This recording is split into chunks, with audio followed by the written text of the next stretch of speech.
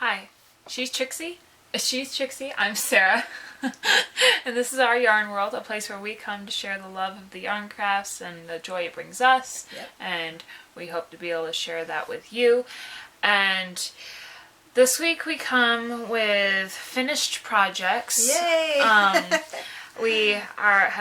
Both of us have completed the projects that we've been waiting to show you. Yeah. I have finished the Rooster family, so to speak, and she finished that blanket that she was keeping a secret. Yeah. And we're just really glad to be able to come to you today with good reports, because it's been one heck of a week. Well, whole month. This whole month has been just one thing after another. Yeah. So it's good to be here doing something happy and reporting finished objects and having things done. Yeah, so we are just having some water today. It feels like summer's really hit. Finally. Yeah. And well, it's still spring, but it's gotten warmer. And it's staying warmer, and that is a good thing. It's been like almost in the 90s, hasn't it? Yeah, it's been like 86. So. Yeah, it's been really warm. So we're just, trying to readjust, getting some things, it's for anyone who might not live where there's snow, it's such an adjustment, because there's a period in which the seasons are haven't made up their mind yet, and so you almost have both closets out of your summer and your winter clothes. Yeah. Which just causes there to be such a abundance of clothes piles everywhere. Well, and it's just stagnant weather. You just don't know where it's going for the whole day. Yeah. You could get all 4 weather patterns in our Michigan area in a day. Yeah.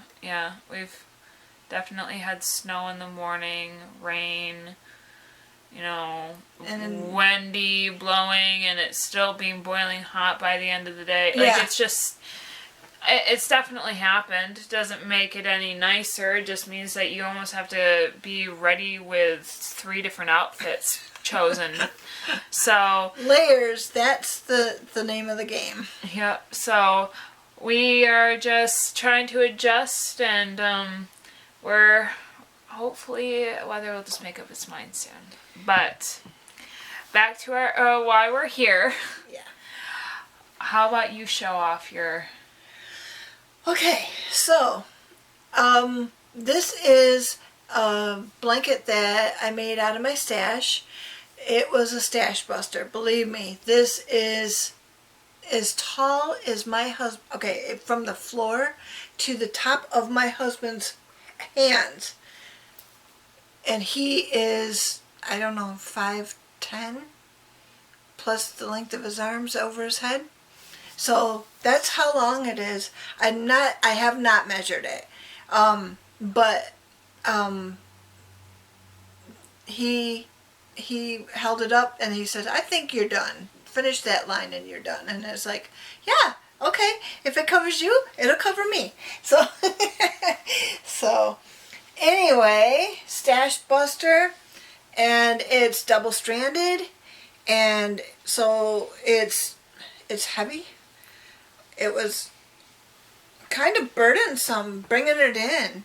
Mm-hmm. Even just having it in my bag, I'm just like, oh my gosh, this thing is heavy. But, okay, so I started with red, and then I went to orange, and then yellows, and this one right here looks like glow in the dark. Glow in the dark paint. Yeah. It kept reminding me of that while I was working with it. Oh, I'm stuck. Oh. It's not really showing, but it's very luminescent-y.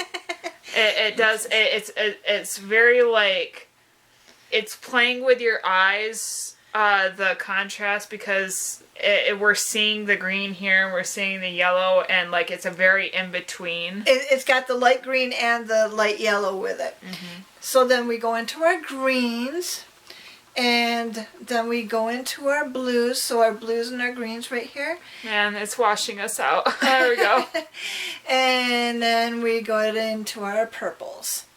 So I think, and starting over again, I just wanted to say that I worked with the red and then into the oranges and the oranges into the yellows and the yellows into the greens.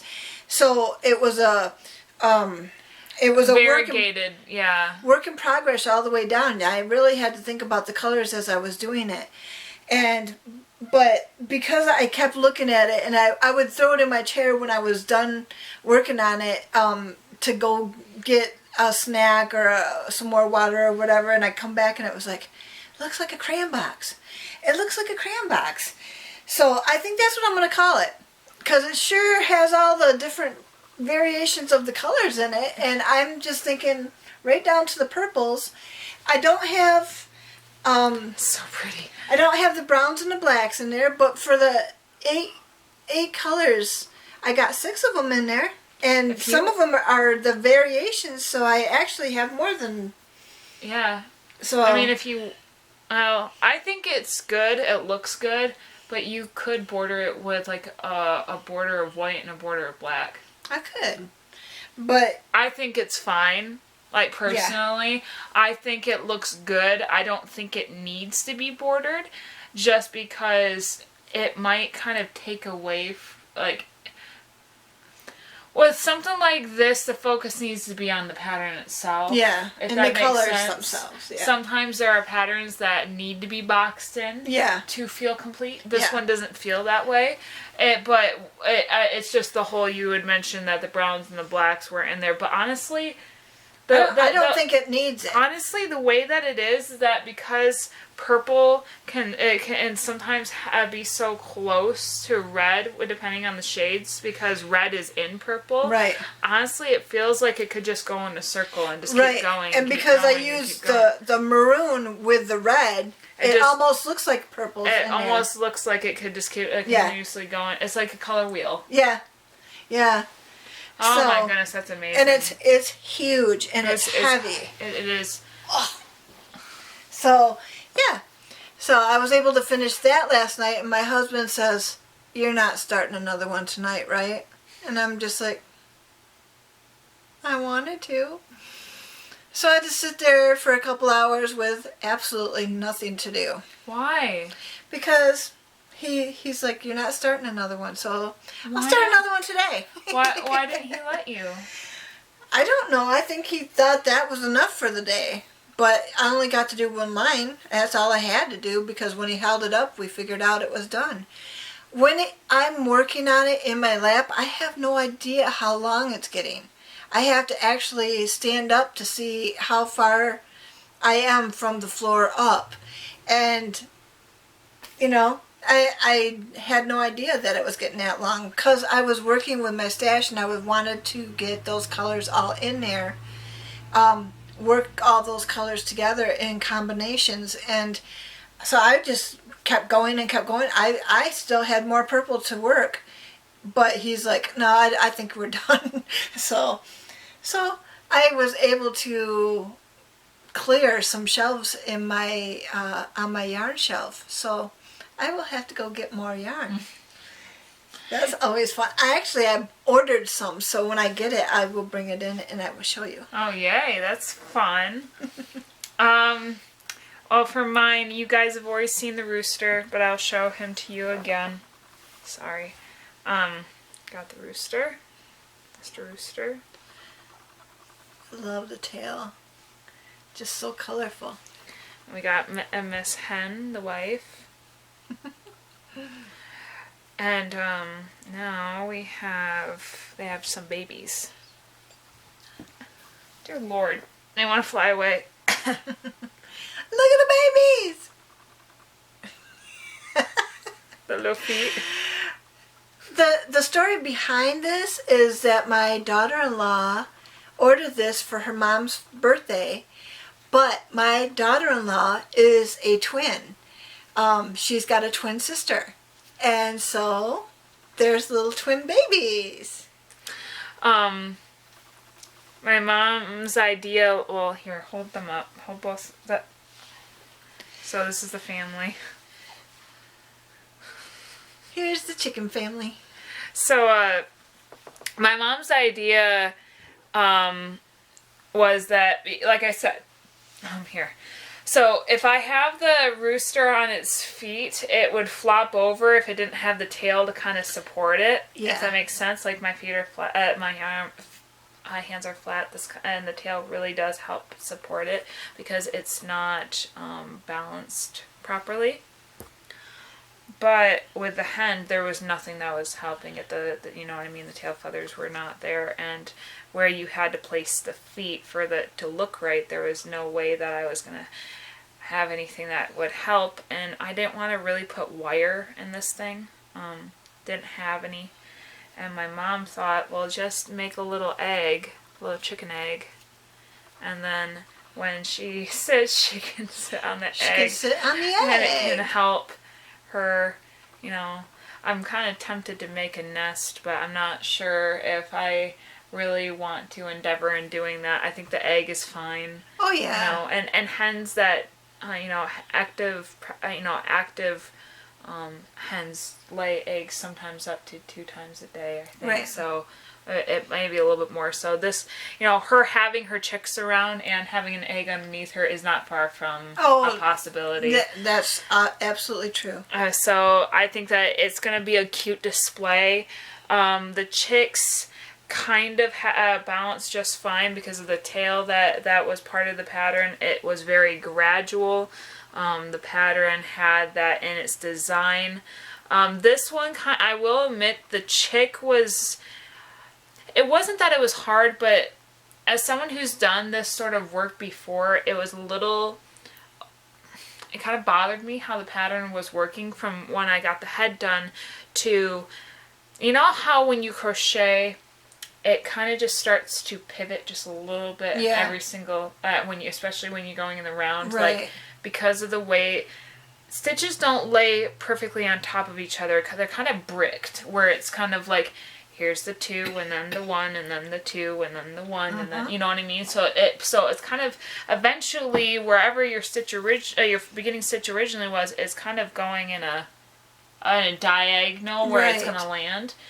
And the way that this was written, it was acting like it was going straight down. So as the development of the body was, the head's like faced over here while the body was actually still going down. And I'm sitting there trying to, you see what I'm saying? Like, and I'm sitting there being like, do I take the creative liberty to try to alter this, or do, based off of how I stuff it, alter the way of it to appear on the outside, which is what I did. I did that for both of them because I was sitting there being like, I'm sure the author had a reason for it, just trusting the process sort of a thing. And I still had to take some liberty of my experience to make it work out. I will say that. There was some things I had to like shift or change the stitches positions or stuff like that. I'm not saying these aren't good patterns. I'm just saying that when you're stuffing it, when you're sewing the tail, when you're doing certain things, make sure that you're conscious of how everything lines up so that it's symmetrical. Yeah. Because stitches don't lay flat and they don't lay going straight down. It's not knitting. They're not on top of one on top of each other. They're kind of bricked when it's crocheted, so you have to be a little bit conscious of where everything's gonna fall. So I'm just letting you guys know that it's a good pattern. It's simple. All this is simple. The hardest thing is really stuffing when it comes to like the chicks, based on how the body's gonna shape out, and sewing everything together is probably some of the hardest thing when it comes to making this stuff, just because you have to think about it. Yeah. Making you know, it's kind of easy work when you're just making them because the pattern's already made for you. You're just following the pattern. You're just doing it. Right. And then your brain power is actually being in work when you're actually the one that has to actually assemble it. Right. And stuff it. And then you, if like it's a chicken leg, you want to be able to make sure that they're the same thickness, or like when you're making the arms, or Right. then you're trying to place it and you're trying to make sure everything's symmetrical. You know what I mean? Like Yeah. it takes more brain power. It's a process. And you're trying to make sure that your stitches look like they're like you can't see them. You're trying to make sure Right. what yarn you're supposed to use, because like when the contrasting one, I've learned that you use the darker color. So like if you're like the rooster's, oh no, the chicken's head, the hen's head is black, and then you have the body that's lighter. You use the black yarn if you're gonna sew black onto something. Yeah. If you're, but like, you can't just use any sort of color thread when you're sewing the legs on, because it's the same color as the body. So you have to use white or something the same yarn. Right. Sometimes when the yarn is speckled, it can be hard because it can actually show up where that, you know what I mean? So it's a process, and I've had to learn how to do it, like, and like sewing on because you can actually see it. So, like, you think that it's just gonna fade, but no, based on the way that you actually sew the stuff on, you can possibly see. Yeah, I've never tried it before, so I wouldn't know, but I think it looks really good how you did it. And no, I'm very satisfied with my work. I'm not saying that I'm not. I'm just saying there's just different things that you pick up when you're doing it. Yeah. Yeah. Most of the time, the way that I work it is that whatever I'm sewing onto the bigger piece, so like the body was the biggest piece. So I'm sewing the head onto the body. Right. Whatever I'm sewing on's yarn is what I'm actually sewing the color, using to sew onto the body. That makes sense. That's kind of the logic I use, unless this is darker. Right. Like if the item or the thing is darker, use the darker thread. Like, just because it shows up and you want it to be seamless. Yeah. I would like to say that the author of the pattern did mention that the feet can be a little hard to keep straight. I don't know if you've noticed that these things are not exactly perfect. I think that the hens are worse than the roosters. You see, like, the toes are curling a little. I don't think it's going to matter. Oh, no. She had just mentioned, I'm just saying this because she had said it, you can use fabric starch or something like it. Like, it's like laundry, like, you know how like you have a laundry softener? There's something that can make a spray starch. Yeah, it's something like that. It's safe to use. That it can be safe to use on acrylic yarns. Has the same because acrylic yarns can be machine washed. You can do you can use some of the machine products on this sort of acrylic yarn. So she suggested that if you wanted to try to get the legs to lay fat, you could use that. That's a good tip. I will confirm exactly what she said and link it down below. I'm not going to link to a product, just the generic, like, just the fact of what she had said you could use on acrylic yarn to kind of straighten out some of the pieces. I'm sure that if I really wanted to, I could do the same with the feathers so that they would puck up more. You know what I mean? Them the way they are. But considering I kind of require them to, like, help him stand, I'm going to leave them where they are. But, like, if I wanted to try to, like, keep these up, I could use it on that. I could use it on the waffles, like on the feathers. Now, if you guys are interested in making these, I did link the patterns to both of the chicken hens. The hen and chicks and the rooster are two different patterns. And I did link them last week on the last podcast. So, but we probably could easily still link them in this one just because I did feature in this one. Both of them together for the US version, it was about like $10 for both patterns. $10, $11. So it was cheap. They were good. I do believe they were by the same person. because I bought them separately, and I was on Etsy when I did it. I really wasn't looking at who had done them, Right. but the make and everything of these guys were all the same, so I really feel like it was the same person. Yeah. And considering the way that they were constructed, it was almost completely identical, especially with the adults. Right. So, I think it was by the same creator. Right. And she definitely did a good job. If I rated her pattern, I'd probably say it was like an...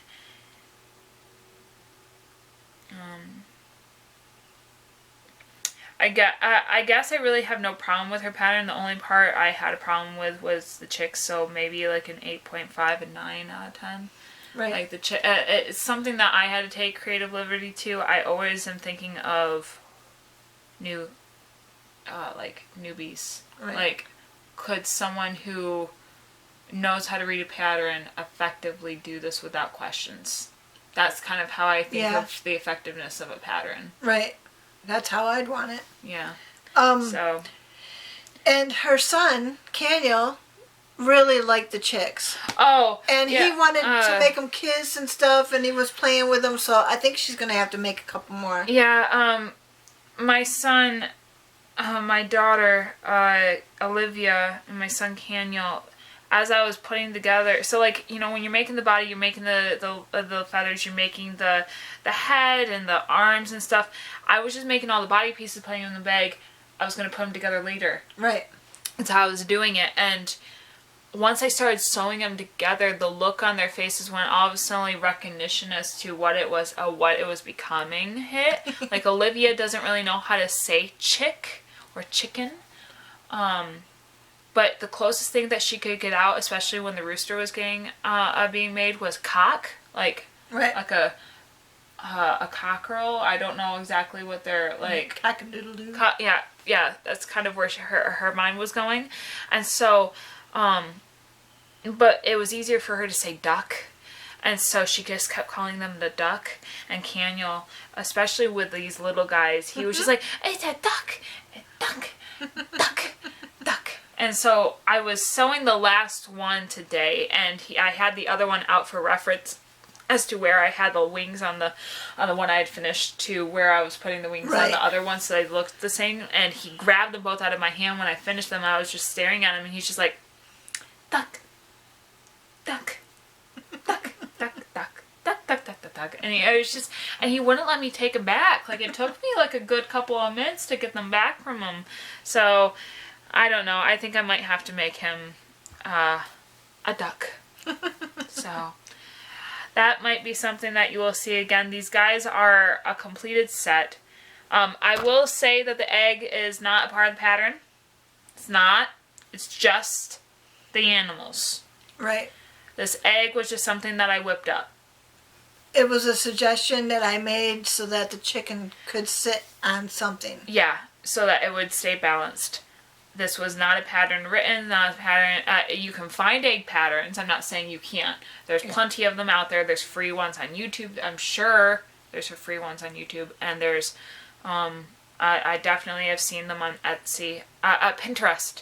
Free ones on Pinterest. I've seen written ones, free ones there too. For like, there was a whole bunch of Easter ideas for crocheted stuff. You could create crocheted Easter eggs. Yeah. I actually have an order for that for my father-in-law for next year, so. But, you get used to making shapes, and so I just knew exactly how I had to make the shape, and I just whipped one up. So it was... Yeah. You kind of just get used to making shapes after a while. So. Like you get used to making blankets. Yeah, so I just knew exactly what I had to do to make this general shape, and I didn't really think I needed to really look up a pattern to do it. Right. So I just, considering the last egg pattern I did to try to figure out if I was making all the Easter eggs I have to make, the egg turned out to be like this big compared to, so it was, I wanted to make sure mine was smaller to match what the chicken probably could poop out. So there's that. Yeah. So, yep, that's done. This week's been crazy. And I know it's not gonna, I know nothing's gonna slow down anytime soon. And I recognize that. And it's such a blessing. I know I've said this several times, especially throughout this little series that we have going on. But there's just something to having the distraction and feeling like you're still getting something done. Yeah. Like, chores are a distraction, but they're not as fun. It's just... Yeah, that's true.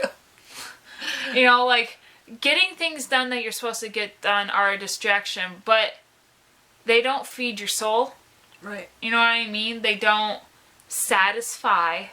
Right. You're doing them because they're a necessity, not for more than just you most of the time. Like keeping up the house or doing the lawn or going to your job or cooking. They're a necessity. You need them. Crocheting and knitting, you know, to a point, you need them. You need the ability to be able to create stuff because that's how we survive this world. I mean, you don't need a hen to survive this world. You don't need a crocheted hen. I mean, who knows? You might. Some people do. Some people do. But I'm just saying, like, these arts were created out of survival. They were created to be able to make it so that we could make blankets, we could make clothes, we could make things that would help us. They were purposed for things. Practical things. And I'm grateful that I don't have to work every single day on making clothes for my kids every single day, because I would have to. My kids grow so quick. I'd almost have to like make dresses for Olivia exclusively and just sew and continuously full out her skirt or something. Or like with Caniel. I mean, it's just what I'd have to do. And I'm grateful I don't have to do that. I'm grateful that I can make things like this in replacement. But it's just like the opportunity to still get that distraction. Yes. Seeing my kids try to figure out what I'm doing. Them knowing that if I'm sitting down, I'm going to be where they can get me. Because that's something that my kids love. Like, there's times where Olivia's just, like, she finds my crochet bag or some of my hooks or whatever, she brings them to me, and she's like, sit. Pretty much telling me that she wants me to sit down and know that I'm not going to be busy doing stuff, that I'm right there. Yeah. My kids have this thing where if I'm doing dishes, if I'm cooking, if I'm cleaning, if I'm vacuuming, if I'm doing anything like really domestic necessarily, after a certain amount of time, they're done. They just want me to sit. It doesn't mean I'm playing with them. They just need me to sit down. It's a distraction for them because they need her around. Yeah. So it's just one of those things, and I've learned that me getting my crochet and sitting tells them that I'm going to be here for a minute. Yeah. And it makes them happy. And I'm looking at Bible verses that I pulled out, and I think the one I'm going to go with is, faith is the assurance of things hoped for and the conviction of things unseen. And the reason why I'm picking this one is because when you're going through a hard time, it can be very hard to see the end of it. And I feel like recently, especially with the family, it's been a month. It has. And you kind of lie to yourself, and just, it's something that me and Mom were just talking about, just like, she was talking about how when we were kids and we would have like school or a school events happening or church events happening, like plays or band concerts or whatever. We kept telling ourselves, after this it'll calm down, after this it'll calm down, after this, but there's always something else. There's always something that's about to happen. Yeah. And it can be very hard to focus when you're so distracted. Yeah. You've always got that thing coming up or looming over you. Yeah. And it can be very hard to feel like there's an end where you can catch a breath or a break when things are happening, especially when it's unexpected, when it's like the loss of a family member, or a vehicle shuts down, or someone loses a job, or la-di-da-di-da, fill in the blank, life is mean. Yeah. it can be the biggest bully. And it's harder than you think. And, faith is the assurance of things hoped for. The conviction of things unseen. Yeah. And sometimes faith is preparing yourself for the arrival of what you're hoping for. Right. So it could be something as simple as like wanting a vacation, but realizing that even if you wanted it to happen right now, there's no way that you'd be prepared for it. Right. Like, if I was offered a full vacation to be like a full paid vacation with my husband, I wouldn't have anyone to watch the kids. I wouldn't have, you know what I mean? Like, you give me the whole weekend, but that doesn't mean I have someone to watch the kids. Like, I would have to plan on having them with us, and then I'd have to pack, and I'd have to everything. I'm not saying that that's a good example necessarily, but it's the whole, if we actually got what we wanted, would we be able to actually enjoy it? Right. And there's a sense of, there are times that we have to think that even amongst times of trouble, there are ways that we can prepare for the relief that otherwise, even when the relief comes, we're not going to be able to even realize that we should feel relieved because we're so ready for it to not be there. Right. That we're not actually getting it. And there's something to the whole preparation. And sometimes sitting down and having those couple of moments to just get a line done. Right. Get the chick done. Right. Just even if it's, I've gotten all the pieces sewn, made, I just have to sew it together. Yeah, it's or I just have to weave in the ends. Yeah, it's just the whole, a time to refocus in the midst of the storm, to remember that, hey, it's going to be okay. We get so caught up. And we get so caught up. It's crazy. I keep having this analogy go through my head of the two farmers that were told that the land was in a drought and that it would be reckless for them to farm that year, to waste their seed on their land because it was a drought. But yet God told one of them, the rain will come. And naturally, you look at the weather. Not a cloud in the sky. No chance. There's no storm clouds coming. There's nothing going on. The lakes are kind of depleting. The dirt is blowing. The dirt is blowing. It's beyond dry. And yet one of the farmers decides to start getting his land ready. Yeah.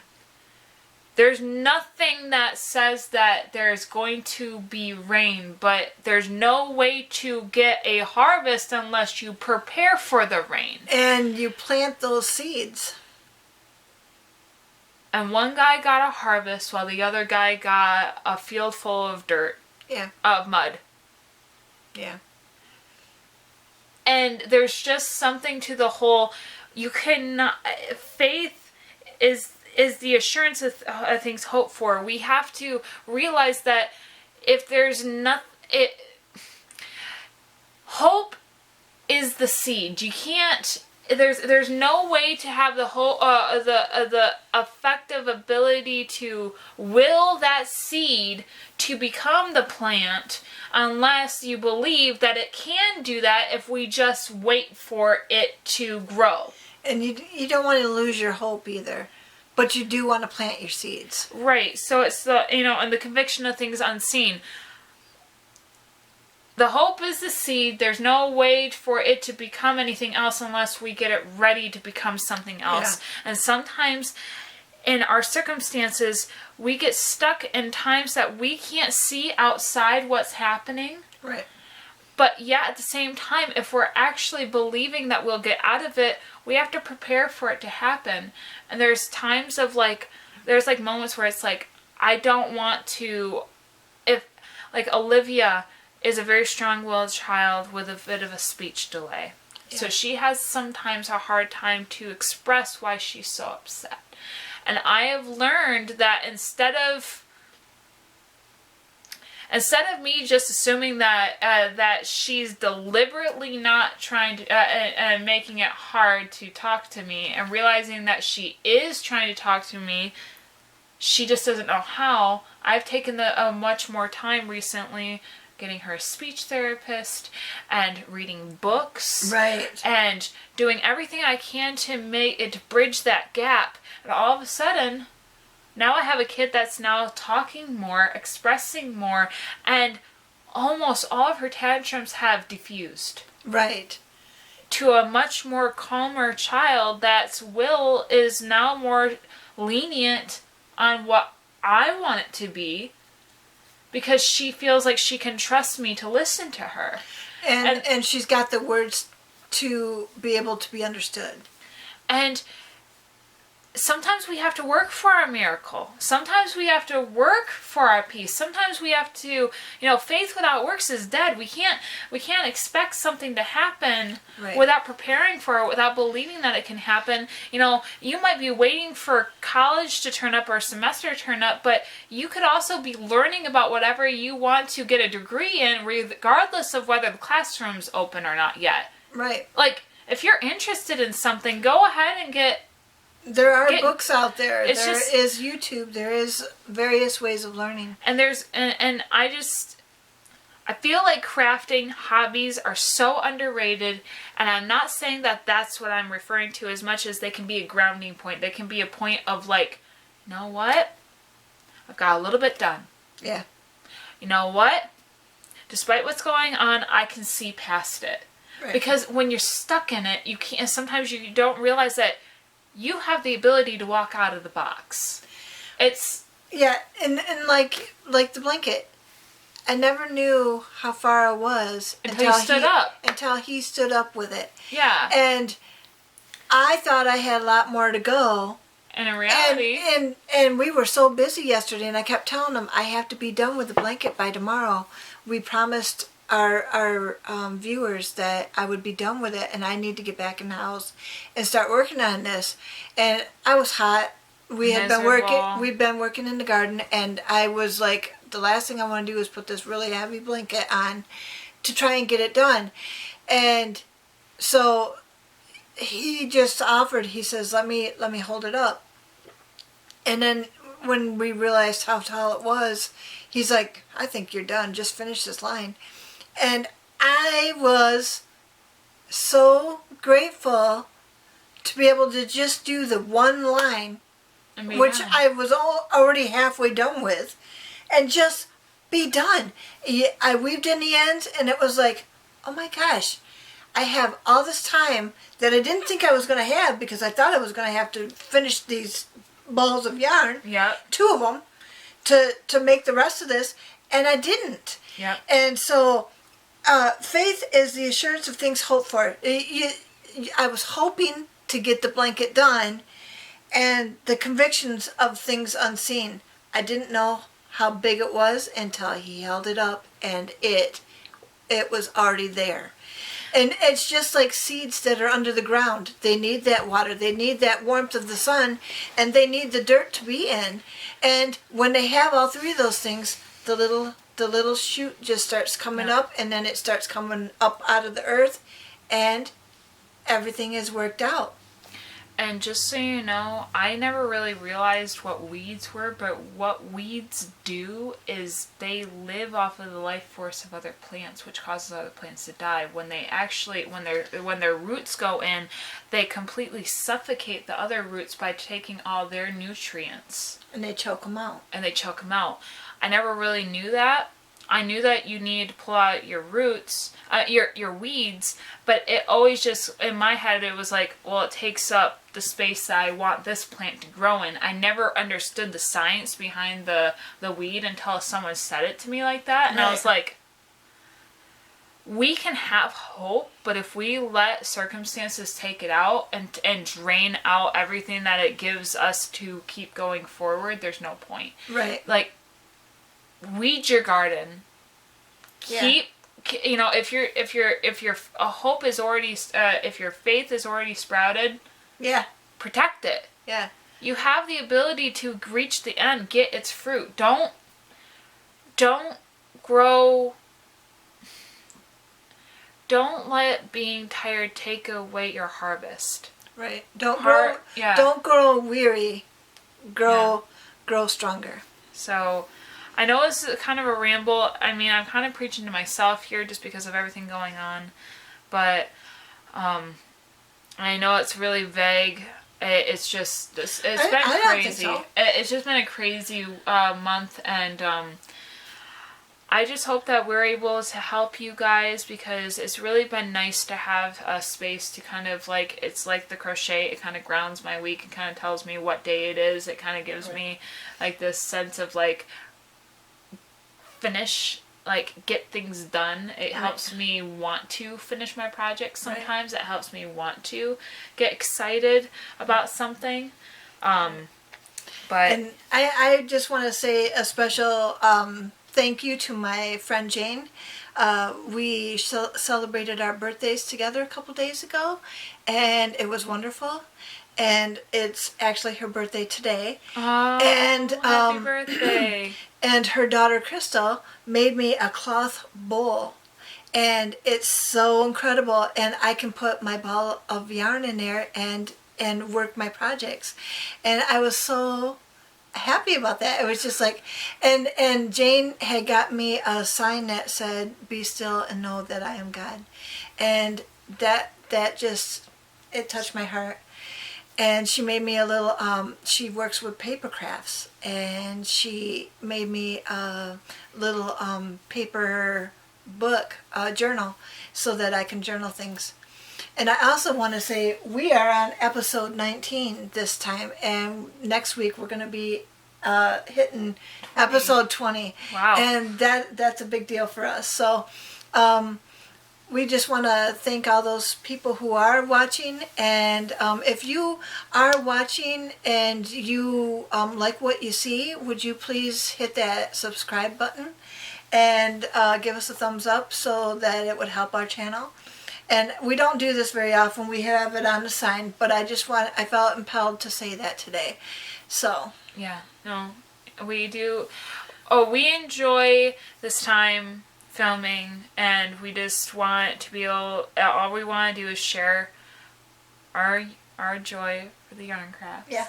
And so if anyone that you know that you think that would enjoy it along, share it with them. We would love to talk to you, be with you, hang out with you. Yeah. So, I guess this is going to be it for now. We will see you guys next week. Don't know what we're going to have for you next week. Oh, I do. We're going to do our notions bags. Oh, that's right.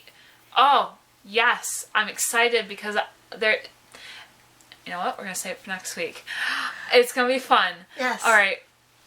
We love you guys. We thank you. I hope that you have a good day. And again, we hope that you stitch your way to mental health.